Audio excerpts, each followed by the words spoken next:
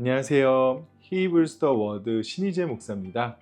오늘 함께 살펴볼 하나님의 말씀은 에스겔 41장 1절부터 26절까지 말씀입니다. 그 중에 25절과 26절을 제가 읽어보겠습니다. 이 성전문에 그룹과 종려나무를 새겼는데 벽에 있는 것과 같고 현관 앞에는 나무 디딤판이 있으며 현관 좌우편에는 닫힌 창도 있고 종려나무도 새겨져 있고 성전의 골방과 디딤판도 그러하더라. 아멘. 저희가 지난 금요일 에스겔 39장을 묵상하면서 하나님께서는 이스라엘을 위협하던 마지막 원수를 꺾으시고 다시는 자기 얼굴을 백성에게 가리지 않겠다라고 말씀하셨습니다.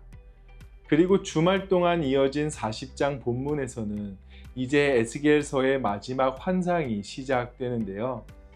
예루살렘이 무너진 지 14번째 해가 지난 때 하나님께서는 에스겔을 높은 산으로 데리고 가셨습니다. 그리고 그곳에서 성읍과 같은 거대한 구조물과 또 그 앞에는 한 사람이 측량하는 장비를 들고 서 있었는데요. 그리고 그가 에스겔을 데리고 성전의 바깥문과 뜰을 지나 안쪽으로 들어갑니다. 오늘 본문은 바로 여기서 시작하게 되죠. 오늘 말씀을 읽다 보면 두께와 너비를 측량하는 숫자들이 많이 나와서 조금은 낯설고 어렵게 느껴지실 수도 있을 텐데요. 그럼에도 오늘 말씀에서 가리키는 바가 무엇인지 함께 말씀을 천천히 살펴보도록 하겠습니다. 먼저 1절 말씀을 제가 읽어보겠습니다. 그가 나를 데리고 성전에 이르러 그 문벽을 측량하니 이쪽 두께도 6척이요 저쪽 두께도 6척이라 두께가 그와 같으며. 여기서 성전으로 번역된 히브리어 헤칼은 원래 왕의 궁전을 뜻하는 말입니다. 지금 에스겔은 단순한 종교시설을 둘러보는 것이 아니라 왕이 사는 집으로 들어가고 있다는 것이죠. 그런데 말씀에 나오는 수치를 따져보다 보면 우리도 모르게 오늘 말씀에 대해 이 성전이 얼마나 크고 화려한가를 염두에 두고 읽을 수 있을지도 모릅니다. 하지만 에스겔에서 밝혀내는 성전의 의미는 결국 누가 이 집의 왕인가 라는 데에 초점을 맞추고 볼 수 있어야 한다는 거죠. 왜냐하면 이 질문은 저희가 읽어온 에스겔 말씀에서 계속해서 비춰져 왔기 때문입니다. 예를 들어 34장에서 하나님께서는 자기 배만 채우고 양떼를 돌보지 않던 목자들을 파면시키셨습니다. 그리고 자신이 친히 양떼를 찾아 돌보고 먹이겠다라고 말씀하셨죠. 결국 오늘 41장은 그 선언이 실제적인 공간으로 나타난다라고 볼 수 있습니다. 이렇듯 이 성전은 어떤 인간 왕의 업적을 기념하는 그런 궁전이 아닙니다. 여호와께서 자기 백성 가운데 다시 거하실 집이라는 사실이죠. 오늘의 안내자는 에스겔을 그 집의 중심으로 데리고 들어가고 있다라는 겁니다. 아마 에스겔의 성전 모습은 인터넷으로 검색해 보셔도 쉽게 찾으실 수 있을 텐데요.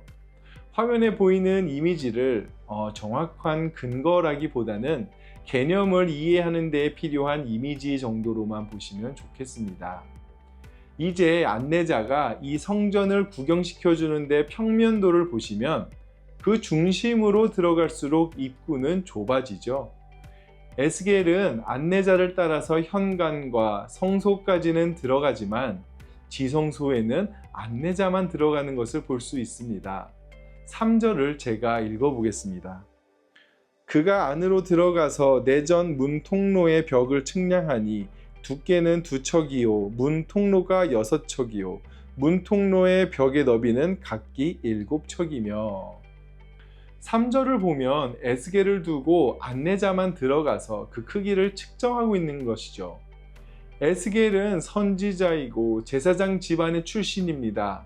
하지만 그조차도 마지막 그 경계를 넘지 못하는 모습을 보여줍니다. 이것은 하나님께서 인간과의 관계를 거절하신다라는 뜻으로 볼 필요는 없습니다. 오히려 무너진 관계를 다시 세우기 위해서 먼저 회복되어야 할 경계가 있다라는 의미로 볼 수 있는 것이죠. 이스라엘은 성전을 가지고 있었지만 성전의 주인을 경외하지 않았습니다. 하나님의 집 안에 우상을 드렸고 하나님이 자신들과 함께 하신다라는 믿음을 자신들이 안전하다라는 보증처럼 사용했던 겁니다. 하나님이 우리와 함께 하신다라는 고백이 어느 순간 하나님은 언제나 뭘 해도 우리 편일 거야 라는 주장으로 바뀌었던 것이죠. 그렇기 때문에 오늘 본문에서 보여주는 새 성전의 회복은 먼저 하나님을 진정한 왕으로 모시는 일에서 시작될 수 있어야 합니다. 오늘 본문이 그려내는 성전과 지성소의 모습을 보면 옛 백성들의 지성소와는 사뭇 다른 점이 보입니다. 왜냐하면 본문은 지성소 안에 무엇이 있었는지 설명하지 않기 때문이죠. 언약궤도, 왕좌도, 다른 기물도 전혀 언급하지 않습니다. 실제로 그곳에 아무것도 없었는지는 모르겠지만 분명한 것은 본문의 관심은 그 기물들을 묘사하는 데에 있지 않았다라는 것이죠. 그렇기에 오늘 말씀에서 보이는 중요한 관점은 누가 이 집의 주인인가 라고 다시 한번 생각해 볼 수 있다라는 겁니다. 이어서 본문은 성전의 3면에는 여러 층의 골방이 둘러싸여 있다라고 묘사합니다. 6절 말씀을 제가 읽어보겠습니다. 골방은 3층인데 골방 위에 골방이 있어 모두 30이라. 그 3면 골방이 성전 벽 밖으로 그 벽에 붙어 있는데 성전 벽 속을 뚫지는 아니하였으며, 그 방들이 성전 벽에 붙어 있었다라고 말하죠. 다만 성전 벽 속을 뚫지는 아니하였다라고 정확하게 짚어 말합니다. 다시 말해서 성전 둘레에는 여러 골방이 붙어 있었습니다. 그런데 그 방의 들보를 성전 벽 속에 박지 않고 벽 바깥에 만들어둔 턱 위에 얹어두었다라는 겁니다. 여기서 중요한 것은 부속 공간을 만들면서도 성전 본체는 닿지 않도록 건드리지 않았다라는 것이죠. 하나님께서는 성전의 중심이 함부로 침범되지 않도록 세심하게 구별하셨던 겁니다. 가까이 있다라고 해서 침범해도 된다라는 뜻은 아니었다라는 것이죠. 그리고 이어서 그 바깥에는 의도적으로 비워둔 공간이 있다라고 말합니다. 성전 뒤편에도 빈터가 있고 그 너머에 건물이 서 있다라고 볼 수 있죠. 본문 12절부터 보시면 이런 빈 공간을 굳이 왜 이렇게 자세히 재는지 이해하기 어려울 수도 있는데요. 그냥 아무것도 없는 공간이기 때문입니다. 그런데 에스겔 43장을 보면 이 비워둔 공간의 이해가 조금은 갈 수 있을지도 모릅니다. 43장 8절을 제가 읽어보겠습니다. 그들이 그 문지방을 내 문지방 곁에 두며 그 문설주를 내 문설주 곁에 두어서 그들과 나 사이에 겨우 한 담이 막히게 하였고 또 그 행하는 가증한 일로 내 거룩한 이름을 더럽혔으므로 내가 노하여 멸망시켰거니와. 하나님께서는 옛적에 인간 왕들이 하나님의 집 옆자리를 차지했었다라고 말합니다. 인간 왕들이 하나님의 성전 옆에서 자신을 위한 왕궁을 만들었다라는 겁니다. 하나님의 이름과 자신의 이름을 나란히 두고 하나님의 뜻과 자신의 결정을 동일하게 만들며 자신의 권력을 신성시 여겼던 것이죠. 그런 점에서 오늘 본문의 에스겔 성전에서 보여주는 비워둔 공간은 그 권력을 신성시 여기게 하는 제국적 질서와 사고방식을 철저히 분리시켜 놓은 하나님의 계획이라고 볼 수 있다라는 겁니다. 이렇게 성전의 바깥을 중심으로 보았다면 15절부터 26절까지는 이제 성전 내부의 모습에 고개를 돌립니다. 에스겔이 성전 안을 보니 벽에는 그룹과 종려나무가 반복해서 새겨져 있다라고 말합니다. 종려나무가 생명과 번영을 떠올리게 한다면 그룹은 하나님의 보좌와 임재 안에서 누리는 안정된 것을 떠올리게 하죠. 여기에는 그룹이 생명나무의 길을 지키던 에덴의 모습과도 겹치게 됩니다. 즉 새로운 성전의 경계는 그저 사람을 밀어내기 위한 차가운 벽이 아니었습니다. 폭력과 탐욕과 우상 숭배가 다시 생명을 파괴하지 못하도록 지키는 질서였다라는 것이죠. 그리고 그 경계 안에는 죽음이 아니라 생명과 안전이 그려져 있었다라는 겁니다. 또 22절을 보게 되면 지성소 앞에는 제단처럼 생긴 나무 기물 하나가 놓여 있다라고 말합니다. 안내자는 그것을 가리켜 이는 여호와 앞의 상이라고 말하죠.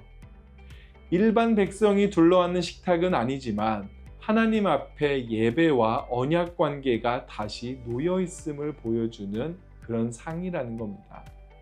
그렇다고 성전 앞들의 제단이 사라지는 것은 아닙니다. 제단이 상으로 바뀐 것이 아니라 제단과 상이 함께 있다라는 것이죠.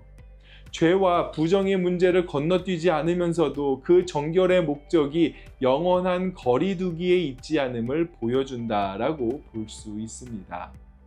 결국 거룩하신 왕은 인간에게 점령당하지 않으시지만 자기 백성과의 관계를 포기하지도 않으신다라는 것이죠.